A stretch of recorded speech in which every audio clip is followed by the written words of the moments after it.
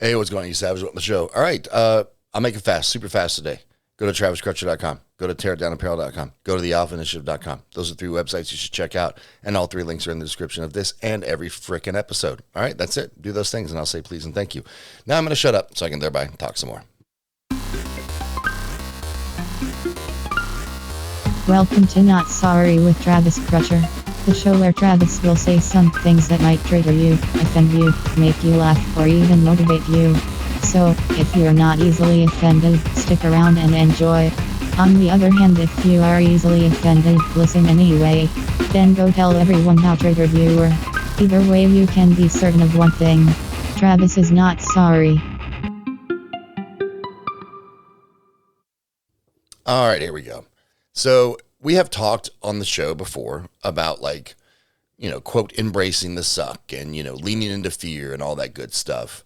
But I'm going to go a little more direct today, right? And I'm going to talk a little more specifically about embracing dark moments. And you know what? I'm talking to you crazy fucking happy people out there. No, but I am actually. So, there's this weird world that we live in now where everyone thinks they should be happy all the time, and they need to, act happy all the time. And if I'm happy, if I can fake it till I make it, right? If I act happy, eventually, I'll convince myself and I will be happy. And guess what? You won't be. You'll be fucking lying to yourself. And then when the world shuts down for the day and you're alone, you're going to get fucking miserable and depressed again. That's because you are fucking running from the dark moments. You're running from those really uncomfortable things in life, the things that are sucking your soul out of your body every night when the lights go down, right? And we've all been there, right? We've all had these things that happen, whether it's personal, professional, like you name it. Their world has got a lot of shit it's going to throw at you, right? Someone hurt you, you lost a job, like plug and play whatever it is that's happened to you here, whatever traumatic event. And these things are dark, right? And we tell ourselves, nope, I can't focus on the negative. I got to stay positive, blah, blah, blah, right? And I get it, man. There is a lot of good that can come from hunting the good stuff, from reframing your perspective on a situation, right? But I'm encouraging you to embrace the darker moments sometimes, because I feel like I know that in my life that has generated massive breakthrough, right? And I'm not alone in this. Like there's been studies that indicate that experiencing and processing negative emotions can actually lead to significant personal growth instead of trying to put on a happy face, right? Any emotion we stay in too long is not good for us, to include love and joy and all that shit, right? It's not good for you to stay in one setting for too long. But it's also equally detrimental to shy away from emotion, to shy away from the darkness, right? I keep saying that, but that's what we're talking about, those fucking shitty things. Because there's a lot of things you can do in the dark moments, right? And it's stuff that can change your life for the better drastically if you will embrace the darkness a little bit and take the time to do the work. Post-traumatic growth is like one of those things that comes after adversity. It comes after shitty situations. And it's one of the things that results in like really strong resilient skills and a renewed sense of purpose. So, I've been through a lot of weird shit. Like my career in the military put me in some really adverse situations that had some really bad outcomes for myself and my friends and et cetera, right? And a lot of people, they come back from that and they shut that out. They never think about it. They don't want to talk about it. They don't deal with it. And I can tell you that the folks that I know that do that I love you guys, but you've got some issues, dog. Like some people that I know who don't deal with the dark, that just say, oh, I'm just going to smile away through the rest of life. It doesn't work. It doesn't work because it's always there in your subconscious. Now, on the other hand, if you take the time to really look at the situation, right? Really embrace that dark stuff and think through what the outcomes were and what they could have been. I'll take it out of the deployment scenario and make it a little more personable for everybody. Let's say you've had a shitty situation in a relationship, right? And you're in that dark space right after the big fight or the breakup or whatever it is, right? And you have an opportunity there to take some time and really figure out what you can learn from the situation. You know, I can tell you, like, I've had some blow ups with people that I know, some family members, some friends in the past, whatever. Some real clash of the titan moments.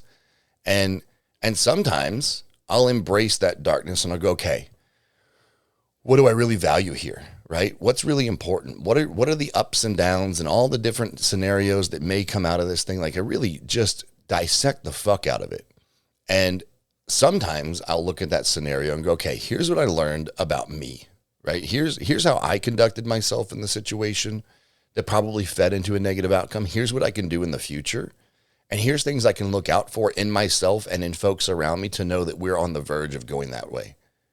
I can also evaluate the situation and my perspective on the other parties involved and go, okay, what did they do to influence the situation? And what was it about what they did that set me off the way it did? And is that normal? Is that rational? Right? Really evaluate that stuff. And sometimes the outcome is like, yep, you know, I can see how I can grow from this. I can see how we can grow from this. I can see how we can move forward, and let's learn from it and go on, right? And now these big catastrophic issues are going to be much, not that they won't reoccur, but they're going to be more manageable in the future because you've already done the hard work in the dark moments, right? The other outcome sometimes, and this is being honest, the other outcome sometimes is you'll do that evaluation on you and the other parties involved, and you might realize, like, okay, this is a fucking pattern. We've been here before. It hasn't changed. I'm ready to cut sling. I'm ready to sever ties with this person. And not just that person. Here's the thing. Everyone thinks, oh, I'm cutting ties on the individual. No. You're cutting ties on a way of behavior, right? And that's another important thing that comes from sitting in these dark moments is you start to figure out, what boundaries do you want? Here's the thing. This is important. Man, I was having a conversation with a client last week about boundaries, right? And they were talking about someone in their life, and they said, well, boundaries don't work with them. I said, well, how the fuck is that possible? They said, because they don't listen. I said, oh, no. Like, a boundary is not a command, right? A boundary is not a demand on someone else. A boundary is you telling someone else, if you do X, I'm doing this, right? That's what a boundary is. And they go, well, they still won't listen. Well, it doesn't matter. A boundary is not incumbent on someone else following the rules. It is incumbent on you following through if they break those rules. That's what a boundary is. I just want to clear that up because everyone gets boundaries twisted up and they think, I've drawn these boundaries, it's not listening. Well, then they're not going to. Now, what is it you said you were going to do if they violate the boundaries again, right? But these are things that you can come to if you will take time to sit in the darkness a little bit. Another example, and then I'll try and wrap it up because I know I try and keep these around 10. But another example is in business, right? Or in any venture you undertake, right? You're going to start something. You're going to, whatever it is. If you fuck up, right? Everyone says, oh, dust yourself off and try again. Hold on a second. Yes, I want you to try again, right? But you have to evaluate that failure. You have to evaluate that fuck up. You have to stay put for a second and really go, okay, what did I do wrong? And maybe, look, here's the deal. Maybe you didn't do anything wrong. Maybe it's infallible what you did, but the date you put it up on or the partner you had involved or whatever it is, there's going to be something or multiple somethings that led to that failure.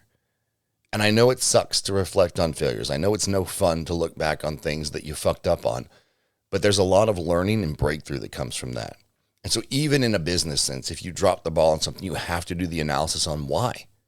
What was it that made it go wrong? What can we do better in the future? And that's all I'm talking about here. Like, it's very simple for people to look at a business sense and go, okay, we fuck up, we evaluate what we did wrong, we don't do that in the future, we can mitigate it this way, and we move forward, we do it better next time. Everyone can do that. But when I tell you to apply those same skills to like uncomfortable situations in your personal life, we can't do that. That's no fun. Or a significant loss that we've had. Oh, no. We don't want to dwell on it. It's not dwelling, it's learning from, right? I'm not saying get stuck there for forever. Please don't wind up on some therapist couch talking about it for the rest of your life and giving them all your fucking money. No, but evaluate it. Harvest the things you can learn from it and then apply those moving forward. That's all I'm saying. But you're not going to get there if you just put that fake fucking smile on, right? So embrace struggles rather than avoiding them, right? It can foster a much deeper sense of self-awareness and huge transformation if you'll take the time to put the work in. Not for forever, just long enough to get those learning points and get the fuck out of there and move on. Cool? All right. Anyway, hope you guys dug it. Hope you took something away from it, and I will talk to you next time. Later.